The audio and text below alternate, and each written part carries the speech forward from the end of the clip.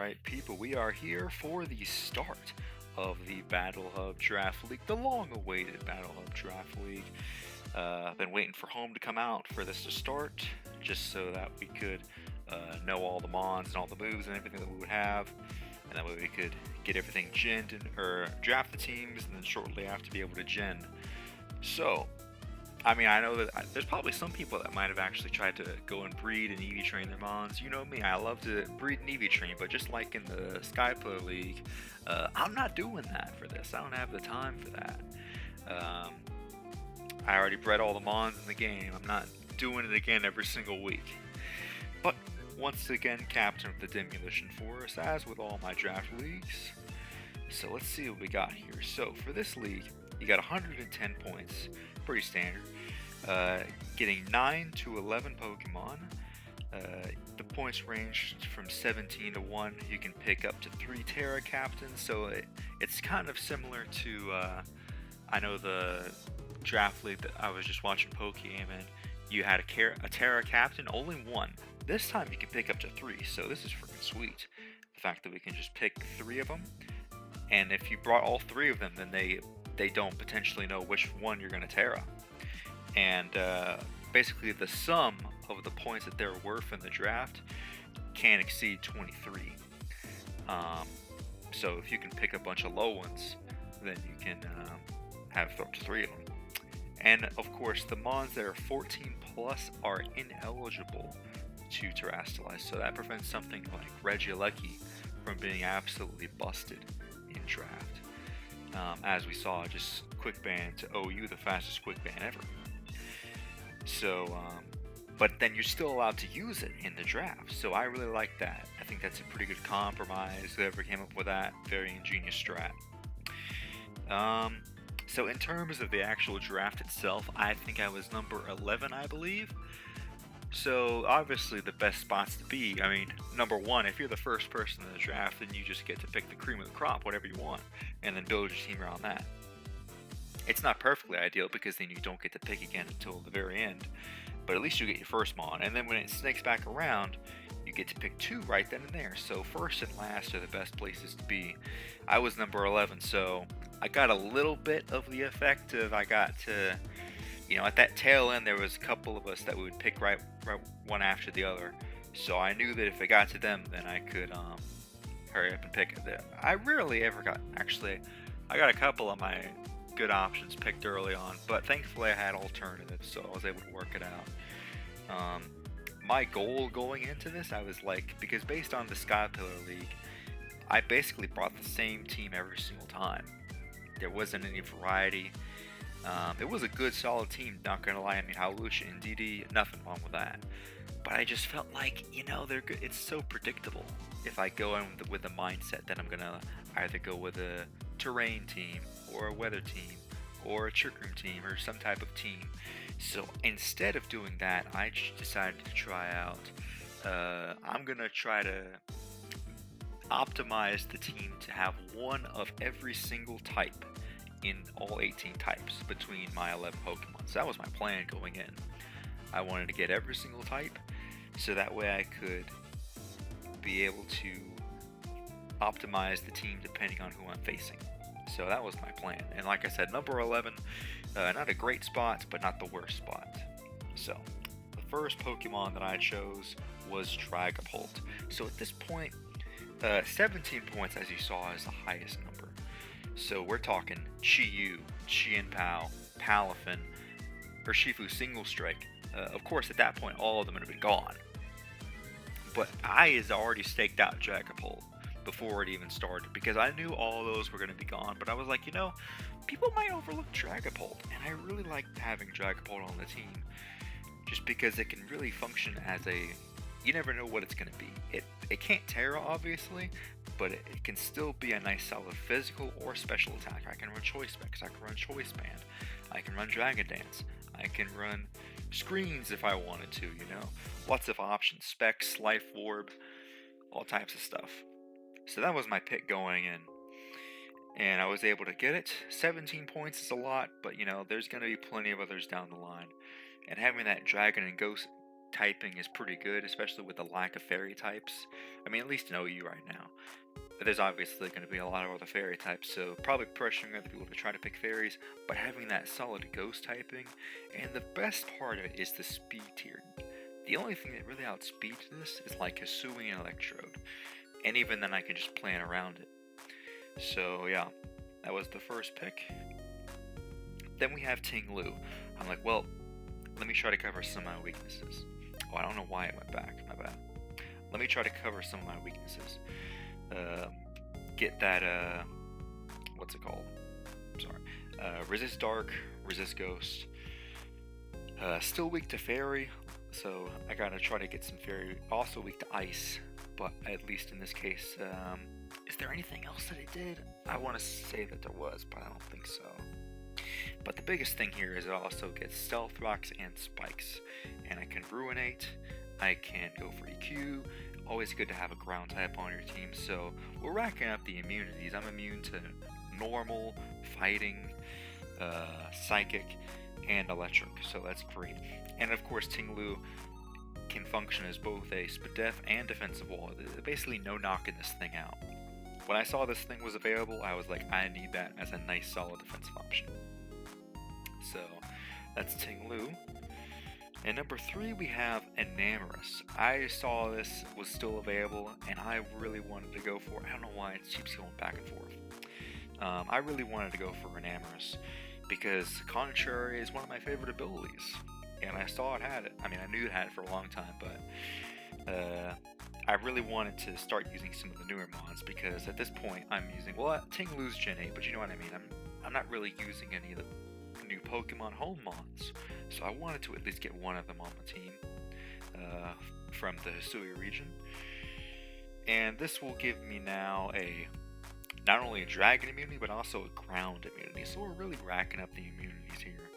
And finally, I can also get some nice resistances to, I'm already immune to dragon, but I'm going to be resistant to grass. I guess I already kind of had that with Dragapult, but the biggest thing is this can also function just like Dragapult as whatever I need it to be. I can run like a Calm Mindset with Calm Mind, Earth Power, Mystical Fire, Moonblast and all that. I can run Contrary with Superpower, Play Rough. I can run Scarf, Specs, all types of stuff, whatever I need to do with this thing, because it's not 106 base speed. It's not the fastest thing in the world, but in a draft league, it can be pretty darn fast if I need it to be. So, that's Enamorous, looking pretty solid. Also, 135 special attack, absolutely massive. Same as GU, except it just doesn't have that broken ability. And I don't know if Cute Charm will ever come into play. I know that a lot of VGC players talk about only using female Pokemon. I don't think that's necessarily going to come to play for this, but I would imagine that a lot of my, I'm giving my opponent's ideas now. Either way, moving on to number 4, we have Slowbro.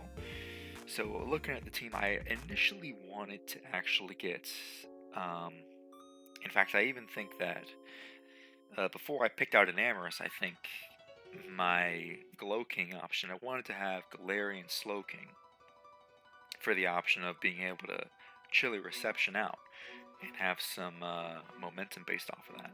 Unfortunately, that one got, to be expected. A lot of the new mods were getting picked up at this point, so I had to settle for regular Slowbro. And I figured I would go for it because I needed a water type. You always gotta have a nice solid bulky water. It has Regenerator. And yeah. Basically, it lost Teleport, which is absolutely massive with this thing. That's why it was so broken before. But it can still have all its tools. It has Future Sight. Doesn't have Scald anymore, obviously, but it has Surf, Ice Beam, Flamethrower. Lots of coverage, that's the thing too. I can do a lot of things. And in a draft league, having all of those options readily available, I think is massive. So that's why I went with Slowbro. And is there anything? Having those resistances to water and to ice for Dragapult and Ting Lu, and also Enamorous, just having an ice resist is absolutely massive. So that's why I really needed a water type. And also another fighting resist. So I've got all the switch-ins to fighting that I need between Enamorus, Dragapult, and Slowbro. So next up was Rotom Mow. So at this point, I saw that my Mons were looking, between Tinglu and Slowbro. I was kind of alternating, honestly. I needed a Grass type and Electric type, and I knew that I could take care of that in one move by just going for Rotom C. Obviously, there's Hisuian Electrode, but honestly, I've kind of wanted this one more just because it has Levitate, and I can run, I can Terrastalize on it if I need to. I can use Trick. I have a lot of options with this thing. Well, not really. There's not too many different variations on the set, but there's certain things I could do if I really wanted to. Just having that access to Leaf Storm, and having another ground immunity was pretty clean, so that's why I wanted it. So it's always been real trippy here for some reason. But next up is Paldean Tauros Blaze. Again, having Qianpao and Shiyu in this draft league, I needed to have an answer for them. And I wasn't really sure if if Tinglu could handle it on their own. I really needed to switch into Qianpao. Look at my team, we just get 6-0'd by Qianpao. So I put Tauros Blaze on because I needed a nice fire. Honestly, I think I was going to go for Hisuian Arcanine as my fire type. Then I was like, you know what? This thing's way cheaper. It has Intimidate. It has Raging Bull if I want to get rid of screens, because I don't have a Defogger on the team yet. And I'm like, I think this can do it for me. So, not only that, it can run out. I saw that one stream that Cypher BLK did. Scarf Tauros just 6-0'd this guy. So, if I wanted to, I could run offensive. I do what I need to. I can run Body Press. It obviously has the stab Body Press. So, lots of options. Earthquake, it's pretty good. And solid speed tier too. So, having this as an option is great for me. And at 9 points, I think it was a steal. Then we have Fortress. As I said, I needed something to get rid of these hazards. And a lot of them were getting picked up at this point. I probably should have picked it earlier, but I felt like Fortress wasn't going to get taken, and I wanted to get Rotom Mow and Tauros Blaze before they got picked. So I knew that Fortress would be safe, and sure enough, by the time it came back around to me, it was still there. So I took it. So Abyssess to Rapid Spin, obviously being a Steel and Rock type, Steel and Bug type, only weak to Fire. And I have switch-ins such as, Slowbro and Paldean Tauros Blaze, Dragapult. I got plenty of switch-ins to Fire types, so having this on the team is excellent. I can run Overcoat and Sturdy if I need to, depending if I have to face up Regulum or something like that. I can full switch out. I can set up Stealth Rock Spikes and Toxic Spikes, which is great. Absolutely great if anyone happens to have not drafted a Poison type yet, which I have not yet. So overall, very bulky, super defensive monster, but I'm looking at a team, and I'm thinking, I've kind of Tinglu, Slowbro, and Fortress are all kind of really more defensive. I need something that's more Spadef. Obviously I could run like Spadef, Assault Vest, Slowbro. I could run Assault Vest, Tinglu, but I want something that's just innately Spadef, and that came in the form of Alolan Muck. Now, honestly, I was gonna go with regular Muck, because I kind of already had a Dark type, and I would much rather have something that just flat out switch into Fighting type moves and Fairy type moves. But I have Paldean Tauros Blaze. Well, then, it's neutral Fairy. I have Fortress, I guess, and I have plenty of switch-ins to Fighting types. So I'm like, I think I can switch into Fairies decently enough. So I went with Tauros Blaze. I went with Alolan Muck, and like I said, I have Terra Captains that I can Terra to take the hits from Fairy types better. So I went with Alolan Muck because mainly one reason: stab knockoff. Having knockoff in this game, facing all these heavy duty boots mons, when I'm really trying to set up these hazards. I have Tinglu and Fortress all trying to get up hazards, and I don't want anything being able to come in on that. So I need something with knockoff, and in this game there's not that many options. And I needed a Poison type, and I needed knockoff, so I went with that. I was going to go with regular Muck, like I said, but it didn't have knockoff, so that was pretty much the only reason. and it was a lot more expensive, but it was okay because I'm already on 8th pick, or my 8th pick, and I still had a decent amount of points left. So I was good with drafting Alolan Muck. Plus, I really like to use it. I haven't been able to use it since Gen 7, so very excited to use it again. So next up we have Lycanroc Midday. I had Lycanroc Dust picked out early on. I was like, ooh, give me that nice and powerful Tough Claws Accelerock. Unfortunately, it didn't pan out for me though, because someone already took it. To be expected though, to be expected. At least this one is cheaper, so it allowed me to make the, I think get the Alolan Muck. So I was good with that. It has access to Stealth Rocks if I need it. Accelerock, it's pretty fast. I have Sand Rush, but I don't think I'm going to be setting up the sand. So overall, solid pick. Just I needed some more physical attackers because, I mean, honestly, the team was getting a little bit too bulky. I mean, I've got Tinglu, Slowbro, Paleontaurus Blaze, which can go either way, Fortress, and Alolan Muck. I mean, we're talking about a lot of bulk on the team and not a lot of breakers, so I needed some more breakers. This thing can storage stance if I need to. It's fairly fast at base 110. Obviously would have much rather had Dusk version, but this will have to do. And then finally we have Ditto, because I was looking at the team and I was like, well, I need something that can, like, what am I going to do if I'm faced with some type of bulky setup sweeper, or like a strong sweeper that I can't stop. They've broken past my walls somehow, even though I have all these bulky Pokemon. If I can't break something, I may as well use their breakers. I mean, in the meta with Chinpao, Shiyu, and Dragonite, and all these other powerful mons that can just Dragon Dance, Quiver Dance, whatever they're gonna do. Having Ditto, not only that, taking it for myself so no one else can use it, because this is the only one. Mew's not in this game, so nothing else can do what Ditto can do, and it's only 5 points. So it's like, honestly, this is a steal if no one else is gonna take it. And I think I saw Captain Beanard was like, when in doubt, draft Ditto. I think that was after I did it already. But I was like, hey, you know what, I'm looking for Ditto. Because in case something tries to set up versus me, or if they bring, I can also see whatever moveset they are.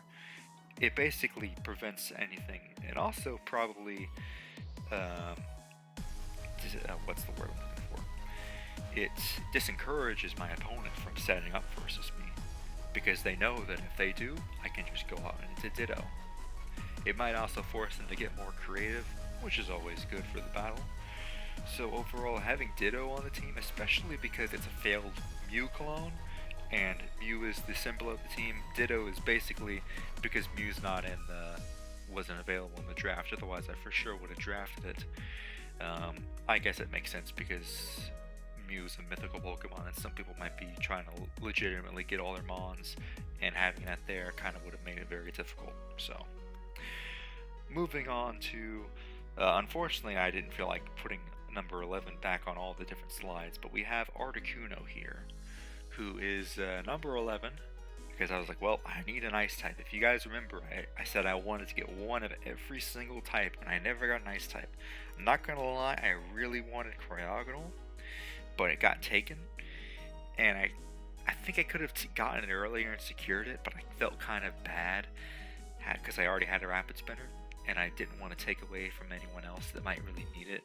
So I was like, alright, let me wait until the last, and if it's still there, then I think it got taken like round 9 or 10 or something like that. So it got taken, so I'm like, okay. I would have rather had another Rapid Spinner, I guess, but it's okay. Unfortunately, Articuno doesn't learn Defog, otherwise I'd be using that too. But don't sleep on Articuno. I know everyone likes to rag on Articuno, like, oh, it's just going to be like PU or PUBL or something like that. This thing is a lot bulkier than people give it credit for. Like, base 125 Spadef. Obviously, the Galarian version is a lot better because that got shifted into its special attack, but it's fairly bulky. I mean, really the only reason you couldn't run it before was because of rocks, so if I can run boots on this thing, it can at least come in a couple times, you know, it'd be pretty good. And so, also having access to freeze dry is perfect.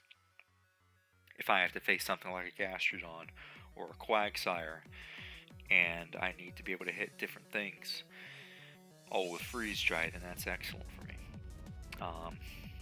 What else can I do? Like ice beam? It can't exactly do a whole lot, but at least having this as an option as an ice type is pretty good for me. So, also I really like Articuno, me personally. So now we come down to the Terra Captains. So I went with these guys because I think they can each. I mean, obviously I wanted 3 because I wanted to have more variety, more options in team building rather than like having just 2 that are just gonna. I might not have as many options. So Rotom because it only has access to basically electric and grass type moves, giving it an additional slot of whatever I want it to be is very good for me because that makes it allows me to hit anything I need it to hit. You know, between grass and electric, there aren't that many resist between the 2 of them. I mean, look at the Sui and Electrode. But then if I can put an additional move of whatever I choose for each week, then I think that's going to work out pretty well for me. And we have Lycanroc midday, just in case if I want to get those. It doesn't have Tough Claw, so if I can get off those like Choice Band, Adaptability, Accelerox off, then that would be pretty clean. It's the whole reason that Lycanroc Dusk was banned from RU, because that was just so strong. And then, like I said, Articuno, Ice and Flying type is a pretty bad typing, so if I can turn that into something else with those, that 125 Spadef, I mean, we're talking about it could basically be another Alolan Muck if I needed to, if I really needed it to. So, overall, I'm pretty happy with my draft.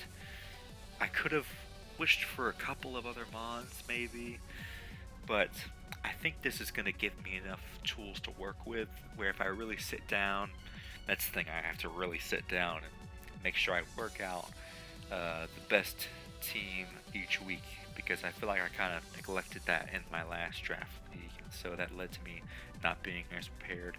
But if I use all the tools at my disposal, and I think we can accomplish that. So that's going to be the video for today. Be sure to like, comment, subscribe. We'll see you guys in the next one. Bye-bye.